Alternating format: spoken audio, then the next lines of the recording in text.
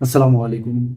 এই যে এই বইটা দেখেন, change your thinking, change your life, Brian Tracy, খুবই বিখ্যাত একজন মানুষ।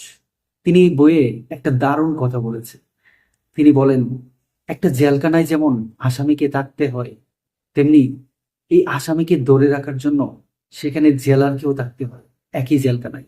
এখন ধরেন আপনার সাথে কেউ বেয়াদবি করেছে, বা আপনার দৃষ্টিতে কেউ খারাপ, তার প্রতি যদি আপনি খারাপ মনোভাব বা তার প্রতি রাগ ক্ষোভ ধরে রাখেন, তাহলে আপনিও এই আসামির মতো জেলখানাতেই রইলেন।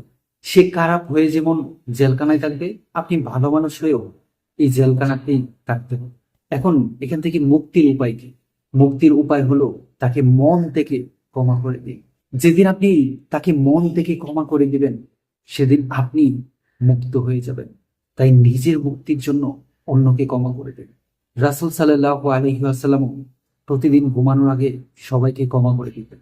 আপনি যখন মানুষকে ক্ষমা করে দিবেন, আপনার মন প্রশান্তি লাভ করবে। একটা প্রশান্ত মন নিয়ে ঘুমাতে গেলে অনেক দুশ্চিন্তা থেকে মুক্তি পাবেন। আপনি মানুষকে ক্ষমা করে দেওয়ার মাধ্যমে আপনার শরীরকে অনেক রোগ থেকে বাঁচালেন। Thank you.